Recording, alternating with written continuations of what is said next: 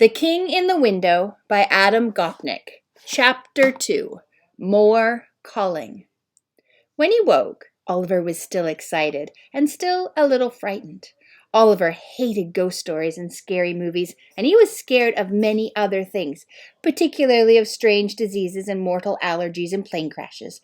And well, it wasn't that the boy had threatened him, but there was still something menacing about his just being there. The next morning, when he started into the kitchen to get the croissant and hot chocolate he usually had for breakfast, he found that he could hardly make his feet move back into the kitchen. It had been exciting, though, to see the boy in the blue doublet speaking to him. Oliver stared at the empty window, now only filled with the light gray of another Paris winter day, and felt a little bit disappointed. What if he had dreamt the entire thing? The one thing he was certain of was that he had seen Neige looking up at the window not long before he saw the boy. So what if she had seen him too? Skipping his breakfast, he ran down the staircase into the courtyard to ask her. Neige had a small broom, and she was sweeping up behind her mother, cleaning the small flower beds where flowers would bloom when the spring came, if it ever did. Neige lived with her mother in 3 tiny rooms in the ground floor of the building, but she always looked bright and well-pressed, and she wore her hair in a long, perfect braid. She was actually quite beautiful, in Oliver's opinion, though it wasn't the kind of beauty that would win a contest or get her picture in a magazine. She had a blunt nose and a sharp chin, but she also had beautiful large gray eyes, which looked out at you intently, as though you mattered, and a quick, happy smile, which you almost never got to see, because, like most French girls, she smiled only when there was something really worth smiling about. Oliver sensed that she did not think there was much to smile about much of the time, especially lately, not when it came to him. And just then Neige was singing. She had a lovely voice, Oliver thought, and he liked to hear her sing. She was singing the old French song Feuille Morte, which Oliver knew in its American version. "That's a lovely song, Neige," he said politely. "It's called Autumn Leaves in English," he added in French. She turned to him. "It's called Dead Leaves in French," she said in English. She had studied English at her school, and Oliver used to help her with her homework before they had had their argument. "Autumn Leaves is a prettier title for the song," Oliver suggested. "Yes, but Dead Leaves is a truer description of the leaves," Neige said this time in French, and she turned away to continue sweeping. "Neige, I'm sorry I said those things," Oliver said miserably. He'd been trying to apologize to her for a month. "I didn't mean to be insulting or anything," he ended delicately. But Neige merely turned back towards him, raised her eyebrows high, and opened her mouth a fraction, as though she were shocked that he had been accusing her of something. Oliver decided to try a more practical approach. Maybe if he asked her a simple, straightforward question, she would speak to him. "Neige, were you looking up at our kitchen window last night?" And then he realized that it could sound insulting too, if you thought about it too much, so he quickly added, I hope you were. Did you see what I saw? The boy at the window?" But then Neige made her mouth into an O, which Oliver knew meant only, "Oh, you must be naive and foolish to think such a thing." It was the most intense conversation Oliver had ever had without the other person actually saying anything. But then Neige did say something. "Oliver," she said, "did your father remember to leave money for the clochards for Christmas?" The clochards in Paris are the old men with long beards and matted hair who live on the streets. They drink a lot, and when Charlie had visited Oliver a year before, he couldn't believe that they were so, similar, as if they were a brigade of sloppy soldiers. All the clochards wore long torn coats, had long black beards, and though their faces were smudged and filthy, their eyes were usually coal black and piercing. Oliver had noticed one just yesterday outside his school, when he had picked up the stone that he'd kicked home. The unsettling way that the clochard had stared right at him was one of the things that made him choose an imperfect pebble. But why was Neige asking such an odd question? "I don't know if my father did or not," Oliver paused. "I don't think so." "Why?" Neige just turned away one last time, shrugging her shoulders mightily and raising her eyebrows in exasperation. And then she went on singing. And then she turned suddenly, and to Oliver's shock, took both of his hands. "Close your eyes," she ordered him. And Oliver did, or at least he sort of did, leaving them open just a very tiny bit. He knew that this was not honest, but he was curious. "Oh, what can I do with a boy like you?" she sang in French. But they were the words of a very popular song, but she seemed to mean it personally. And then she sang almost to herself, "A sword of glass, too fragile to be used, is the only useful weapon for a boy like you." A sword of glass, too fragile to be used? It seemed vaguely insulting, he thought.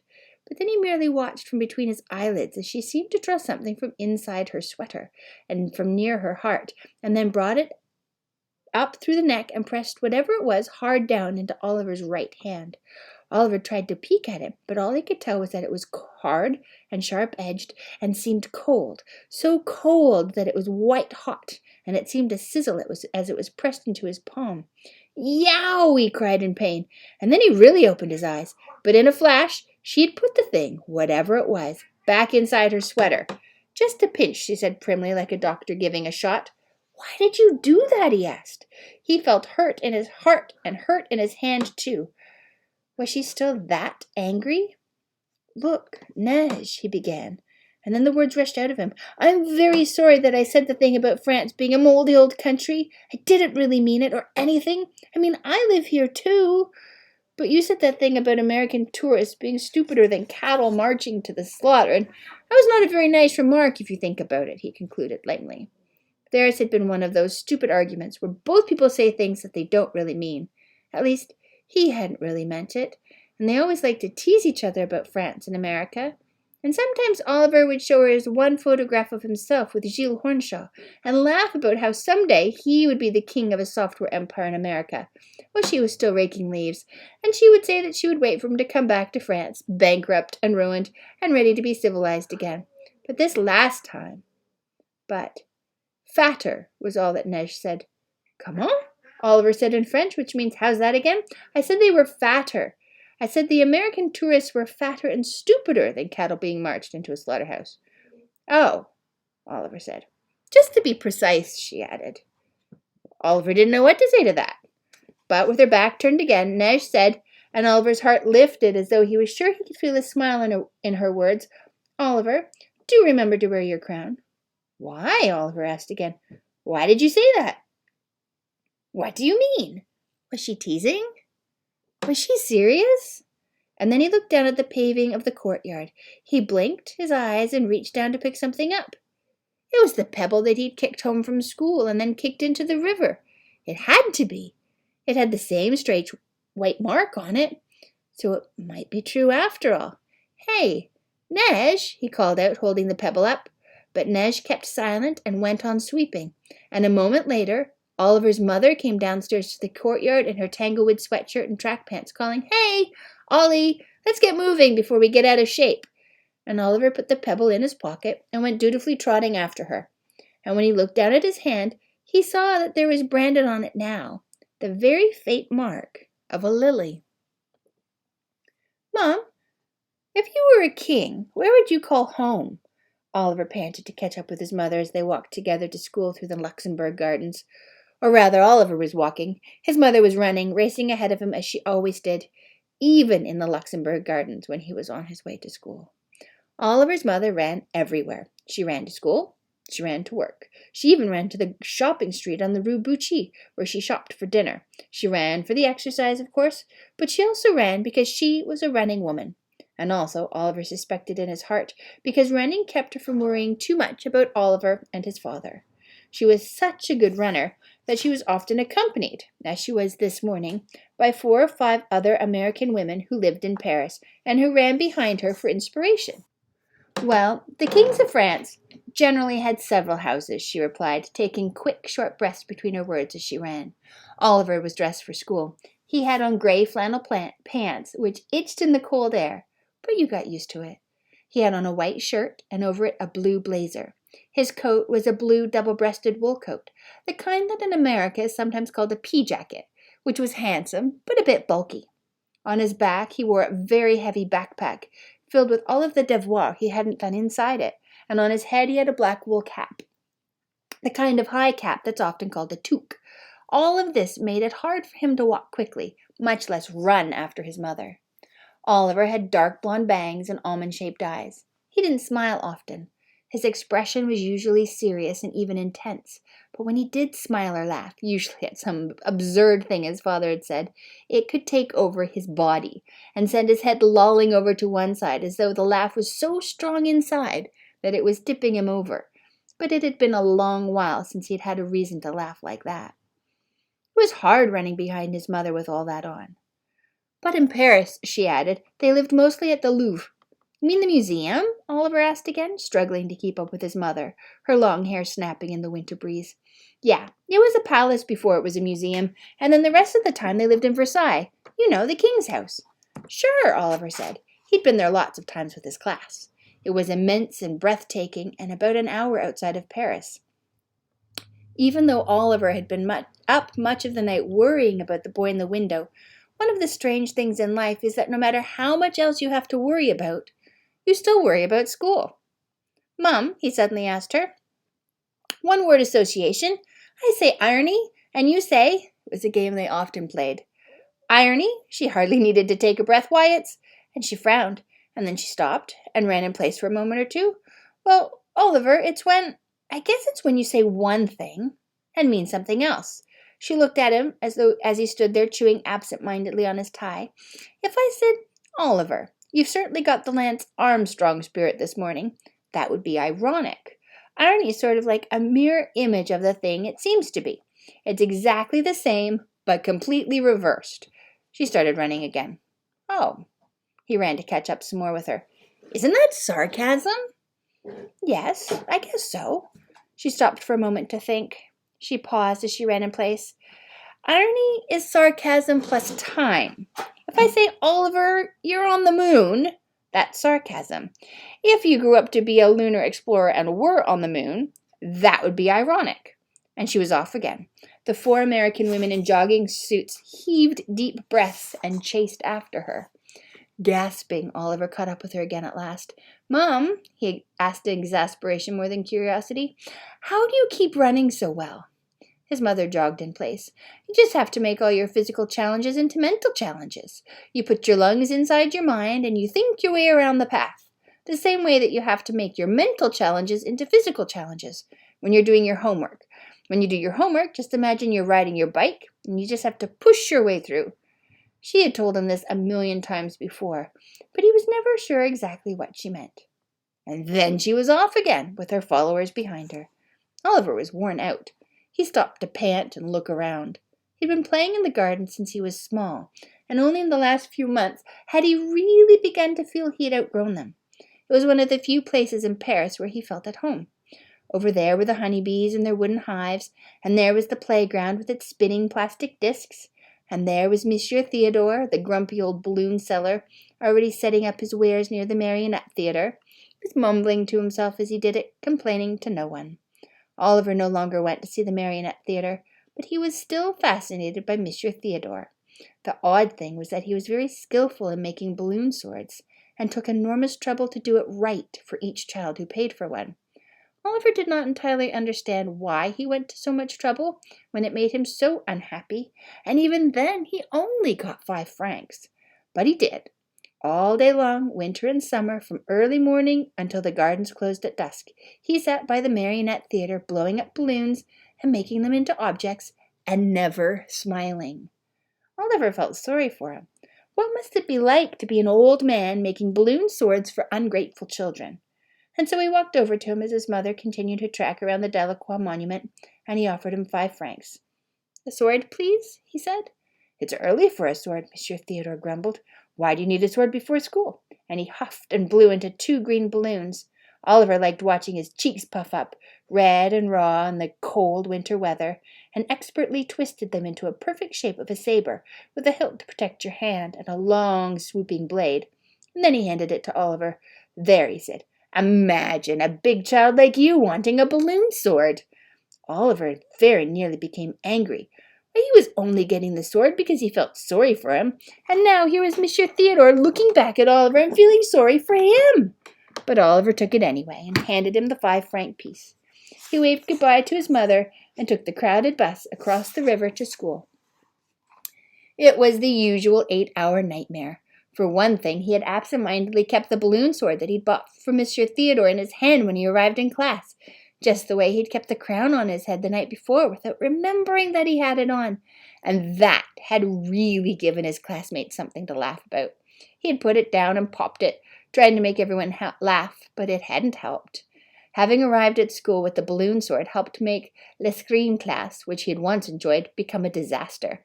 And l'escrime is the French word for fencing, which is the sport of fighting with swords. It sounds cool, and Oliver had once actually been pretty good at it. But now they'd risen to a new level of fencing, where you had to describe out loud what you were doing while you were doing it. He put on his padded white suit and his mesh cage mask, and he had to fight 2 boys. He'd even tried a flèche in his match with Louis le Grand, the biggest and most obnoxious boy in the 5th primaire. A flèche means an arrow, and it's a way of jumping off on your front foot and thrusting at your opponent as you leap, and then landing on his other side. It's an extremely difficult move, and Oliver did it well, just nicking Louis's vest as he went by, which ought to have scored a point. But Monsieur Filleul, the fencing teacher, had cried out instantly, "Analyze the conversation," which means say what you're doing in the fencing match. An exchange of blows in a fencing match is called a conversation.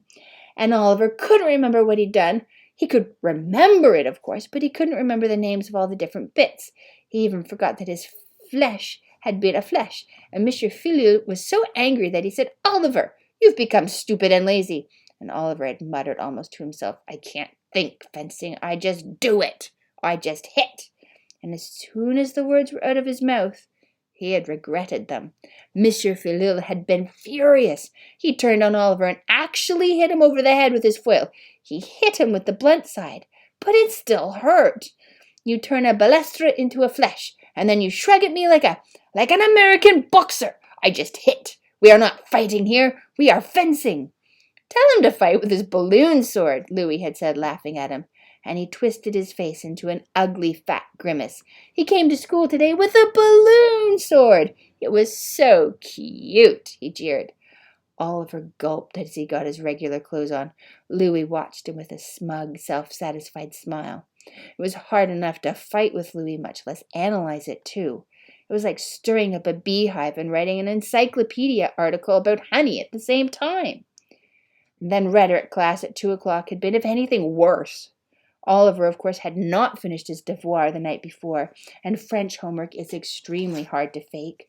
Finally, Monsieur Jourdain was so fed up with him that he turned to him. "Oliver," he said, "I used to tell the other professors that you were not at all stupid and merely shy.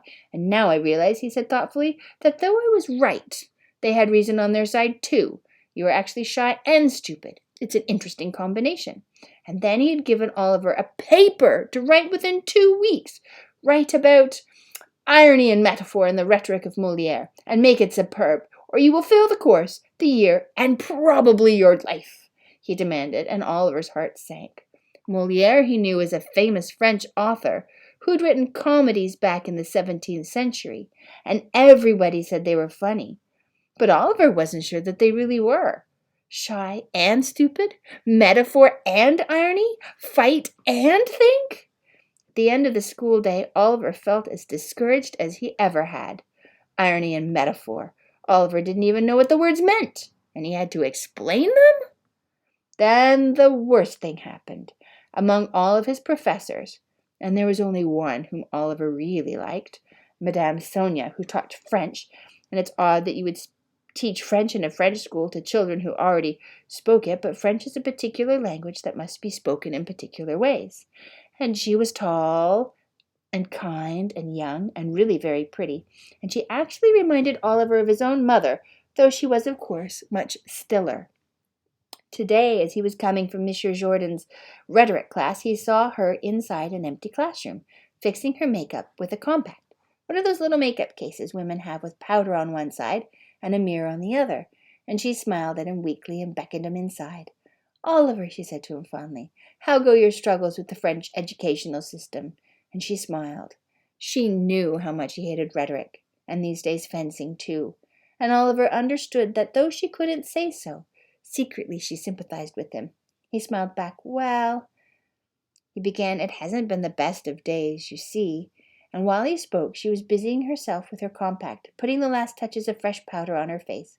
Oliver didn't mind. He liked it when people did things like that. He took a breath before he continued, and then saw that Madame Sonia now looked up from the mirror in her compact, and she was staring right at him. Oliver swallowed hard. There was something wrong about her face. Oliver couldn't say what it was, but something in her face or on her face had changed completely. Before Oliver could search her face for the trouble, she spoke, and her voice was nothing like her normal voice. It had changed. It was now deep, suave, a silvery growl. "Keep far away from the sword, boy," she said, jutting her neck out and almost spitting at him. "Do not meddle in things beyond your understanding." Oliver shrank away and stared at her. Was she joking? No. Her mouth was fixed and hard, and her eyes, that was it. There was something about her eyes. "Keep away from the king's sword, boy," she hissed. And then she looked at Oliver again and burst into tears. And to his shock, she flung her little compact right across the room, and Oliver could hear the crack as the mirror broke when it hit the blackboard, and buried her face in her hands, and Oliver could hear her weeping. He might have walked over to comfort her, but it is hard to comfort someone who's just hissed threats at you, and a teacher is a teacher after all. So instead, he fled down the hall and out of the school. Coming home from school, as Oliver crossed the Pont Royal bridge in the grey light, he turned the incidents of the last 24 hours over and over in his head. The night before, a strange boy had floated up to his window and told him to get a sword. Two women, one small, one tall, had both been very insistent about a sword. Neige had hinted that he ought to have it. He stopped in the middle of the bridge with the cars running behind him and looked out across the winter city. Over his shoulder, over the other side of the bridge, was the Eiffel Tower, which tonight, like so often throughout the winter, was only half visible, its head lost in the hanging grey and the clouds. He had the gold-paper crown in his back pocket. Neige might have been teasing him, he knew, but she might have known something too. The mark on his hand was proof of that.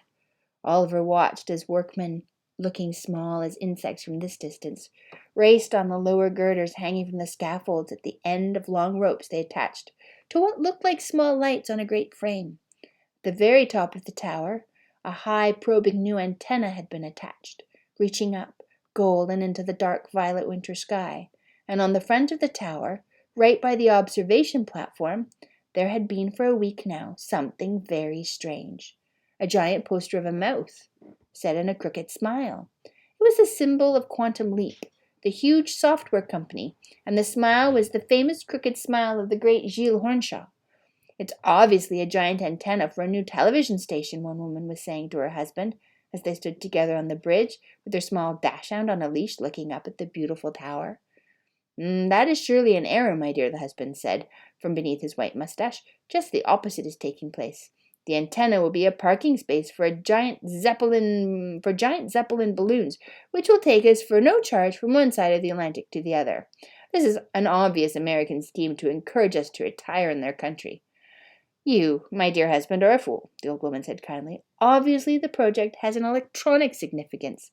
This theory of the Zeppelins is too absurd to consider." And they went on arguing and gesturing as they looked up at the lights being attached to the tower.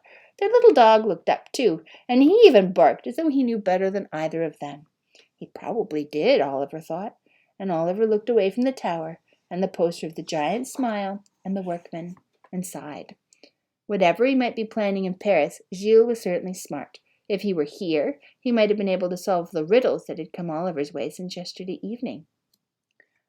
That night, Oliver's parents had tickets to a concert at the Sainte-Chapelle, a medieval church on an island in the middle of the Seine, with stained glass windows that rise from floor to ceiling, so that the entire chilly old building seems to be made of colored glass.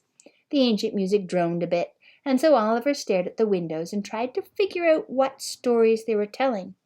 But stories in stained glass windows tend to be a bit hard to follow at night. Oliver turned back and looked at his mother and father. His mother was listening seriously, but his father, who usually loved music, and even to make up songs, seemed bored and distracted. His mother was biting her lip, as she always did. That night, at home, he went back to the window and looked out. Nothing. No boy.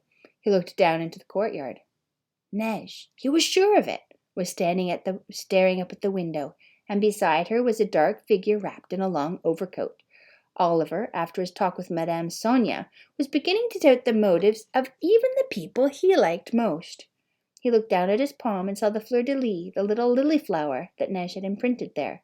Was she trying to brand him? A chill ran through him. For some reason, the fear made him feel more determined.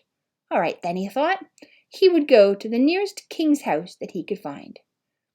Mom, Oliver said early on Saturday morning, I have to go to Zinaïde's house today to study. He had thought of telling his mother that he was going to the Louvre, because, of course, like all mothers, she would have loved it if he had the idea of going to a museum. But then, he had reflected, she would insist on going with him, and holding his hand, and telling him all the funny things he had said about the pictures when he was little. And if you are setting out to search for something you haven't seen before, that may be a matter of life and death. The last thing you need is a mother in full goopy mode. So he decided to tell her an encouraging lie. But it's Saturday, Ollie, she said, surprised, but also a bit pleased. You never do schoolwork on Saturdays. Well, he went on, we've decided to put an extra effort on our devoir this weekend, so... He shrugged and left the sentence open-ended. Then he kissed his mother goodbye, and a short while later was back across the Pont Royal with the gold paper crown and the pebble with the white mark in his pocket, staring at the vast courtyard of the Louvre Museum. He was wearing his standard outfit, except for his wool hat. He had left that at home just in case he really was a king and would have to wear his crown to impress people. One of the problems with visiting the Louvre is that there's always endless lines in front of the big glass entrance pavilion called the Pyramid. In summer they bake like sinners, and in winter they freeze like paupers, Monsieur Jordan had once said about the tourists with gloomy satisfaction.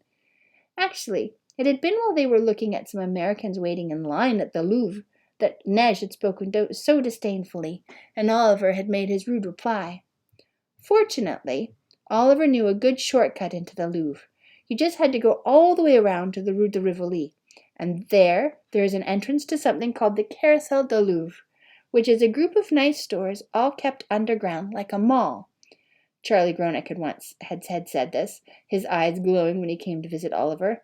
It was his absolutely favorite part of Paris, down among the stores. And Oliver knew there was a kind of back entrance into the Louvre. The line is much shorter there, and anyway, it's warm.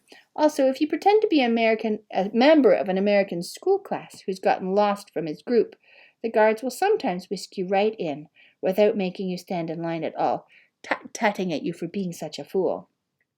Oliver spent the day in the Louvre, searching for what, he wasn't sure. He ran up the stairs to the Richelieu Pavilion, where the old crowns of the kings of France were kept. The Louvre is a very big place, and in certain areas of it, it is extremely crowded. If you go to look at the Mona Lisa, for instance, you'll probably hardly be able to see it at all, because it is covered with glass, and it will be surrounded by people who are taking videos of each other standing in front of it. All you will see is their reflection. But there are large parts of the Louvre where no one, well, hardly anyone, ever goes. Vast halls of old Belgian tapestries and long corridors of ugly old Dutch paintings, and rooms of old swords and armor. In those places, you can always be alone. Oliver stared into the vitrines, which are what the glass cases are called, and looked at his own reflection. He walked past case after case of shining armor, gleaming smugly at him, and then he saw them, just as he had remembered, the swords of the kings of France, old bronze swords and slim foils and sabers blackened by time, and there, right in the middle of the display of sharp iron and steel, was a single short sword, shorter than any of the others, made entirely of glass. Even its handle, neatly curlicued and inviting, was made of pure, transparent crystal. Oliver walked over and stared at it. It was dazzling. As the light passed through it, it sent little prisms and diamonds of light out onto the wooden floor of the museum. For what possible use could a sword made out of glass serve in a battle? He bent down to read the label. Ceremonial hunting sword, circa 1600. French. Crystal. This exceptional artifact, made by artisans unknown around the beginning of the 17th century, is the subject of scholarly controversy. Although no one knows its function, it was presumably used in ritual actions, since its extreme fragility prevents it from any extended use. But that didn't tell Oliver anything, really. Well, here he was, and here it was, or something like it. What should he do now? He'd better do something, he thought, and looking around to see if anyone was watching, he snatched the gold paper crown out of his back pocket and thrust it on his head. Then he stared into the glass case, hoping that his own reflection would once again become another boy. Nothing. Then laughter. Really loud laughter coming at him from across the room. The spirits of the King of France were laughing with delight at his joining them. But then the laughter continued, and it took on a definitely nasty tone, and as Oliver looked over his shoulder, he saw a group of schoolgirls, American from the look of it and the sound of them, all around his own age, looking at him, nudging each other, and watching him. He had missed them somehow. He hadn't thought to look behind him. He realized how foolish he must have looked, snatching the crown out of his back pocket and putting it on, as though he thought he belonged here. And so he pulled the crown off of his head and turned away. And then the guard came over and told him in French, "Please do not touch." And Oliver explained that he wasn't touching anything. That's not an argument you can win with a guard. The American girls laughed even more as the guard continued his rounds and left the room. Oliver was so embarrassed that he didn't know what to do. But he had to do something so he didn't look a complete idiot. So he leaned on the glass case that held the glass sword, and he tried to look completely nonchalant. The girls giggled again. He reached into his pocket, and having felt the pebble there, he took it out, and having nothing else to do, he leaned over, trying to look as carefree as he could, as he tossed the little pebble from one hand to the other. The girls giggled even more, and then, with an angry impulse, very unusual for him, he took the crown out of his pocket and placed it on his head. Let them laugh! And suddenly a sound filled the room. It was very quiet at first, like the hum of a distant wave. Only one with a deep bass drum beat at its heart, and the hum became a thrum, and then became a roar growing in volume and force moment by moment until the room began to shake and then to tremble, as though the sound were a storm and the room were a frail boat in its grip. It seemed to be breaking right on top of him, with a repeated, deep throbbing, thrumming pulse set inside of it. Oliver looked around in fear. The sound had set the suits of armor to trembling and shaking. Helmets fell, and then there was a splintering crack, and the glass cases all around the room began to explode. And one by one, the cases broke in a cascade of splintered wood and glass.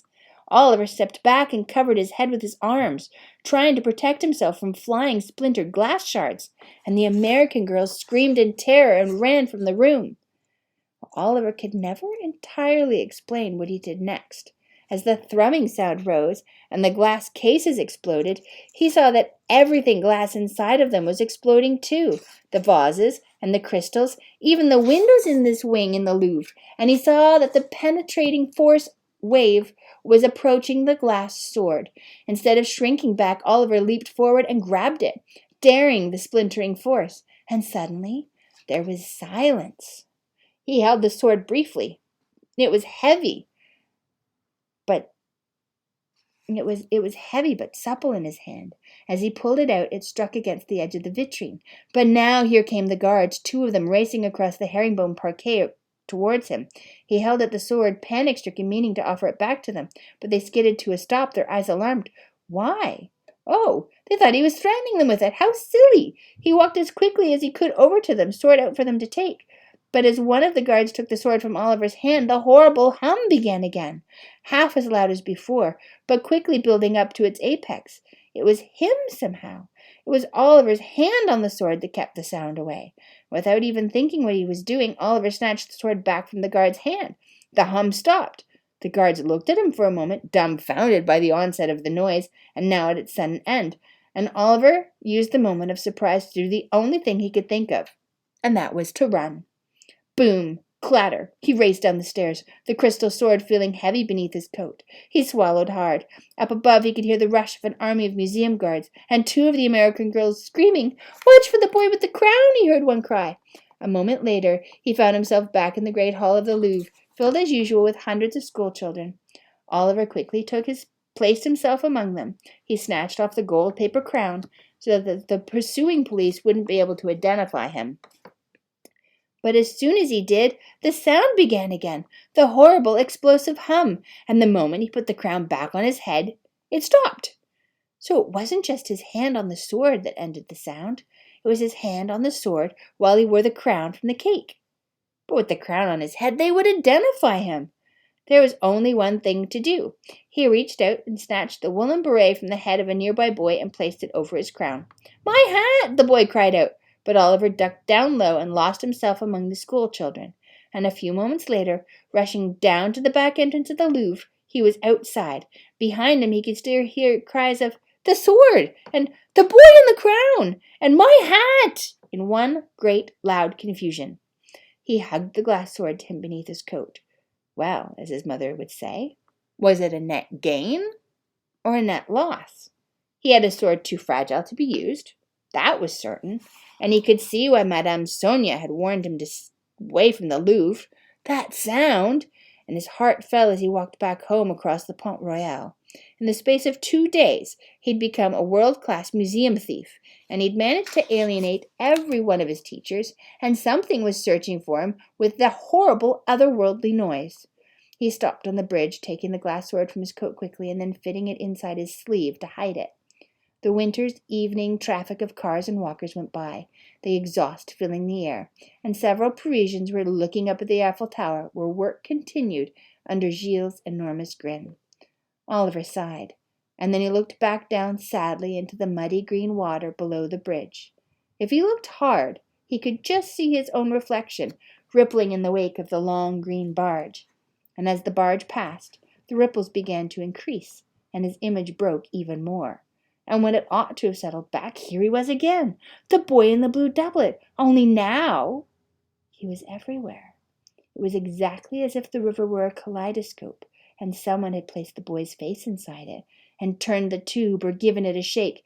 Everywhere Oliver looked up and down the muddy river Seine, as it flowed underneath the bridges and divided in two at Notre Dame, everywhere he saw the face of the boy in the blue doublet, repeated 1,000 times, and each boy rested inside his own little watery diamond, which shimmered and danced, and all stared up at him again from the water of the Seine.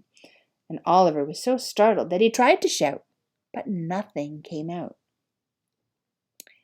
And then the boy, all the boys together, though Oliver thought there was just one he was seeing over and over, made the same beckoning gesture with his finger, and Oliver heard the same ghostly plaintive cry crying out again, faint but clear through the noise of the traffic, only now the countless boys all said it together, in the single loudest whisper that Oliver had ever heard.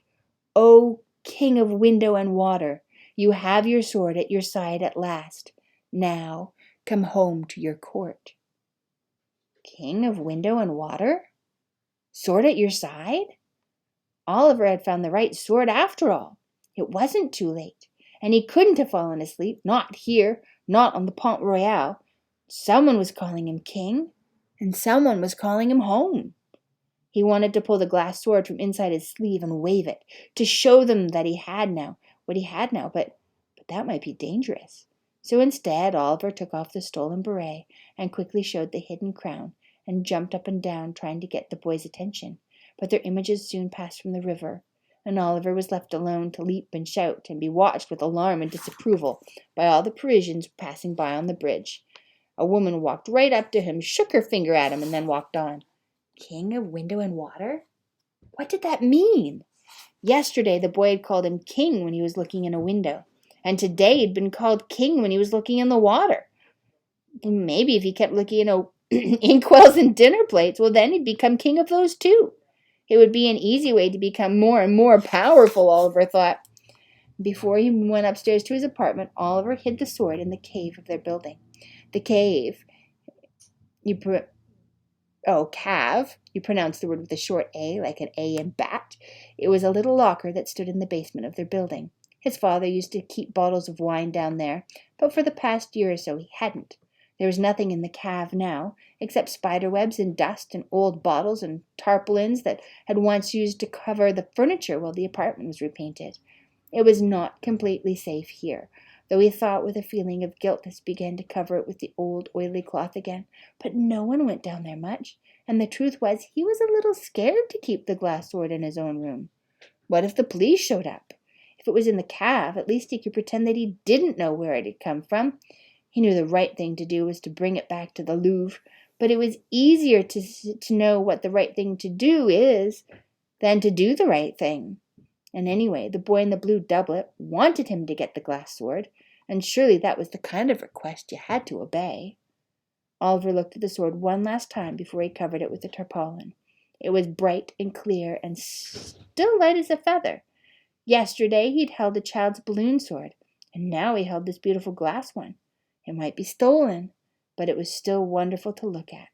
He picked it up, and the sharp edge of the sword, as he saw it as he examined it, was covered with small, deep nicks and grooves, like scars from previous battles. It even had, he saw with wonder, a deep crimson stain on its very edge. Someone had fought with this sword. But that was impossible. He hefted it. It was much too light to fight with. Why, it was as delicate as one of the crystal champagne glasses that his mother took out for company. If you struck it on anything, it would obviously shatter into 1,000 pieces. In what time and in what world could it have ever really been used in battle? He looked at it more closely, and there, etched on the glass, was a round face surrounded by rays, the sign of the Sun King. So it must have come from the Sun King's court. No, he hadn't dreamt up the boy, and he certainly hadn't imagined this sword or that sound in the museum. A boy of some kind of strange origin was calling him a king and telling him to come back to his own house and to use his own sword, and 2 women had urged him on, and one had warned him away, and all of it pointed one way, and one way only, to Versailles and the palace there. There was a mysterious purpose and a strange task in his life now. That was clear.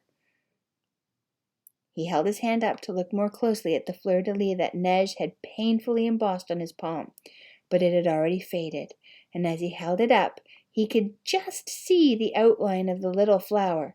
It was odd, he thought, as he went back up the stairs to his apartment, to be in love with a girl at once so musical and so heavily armed.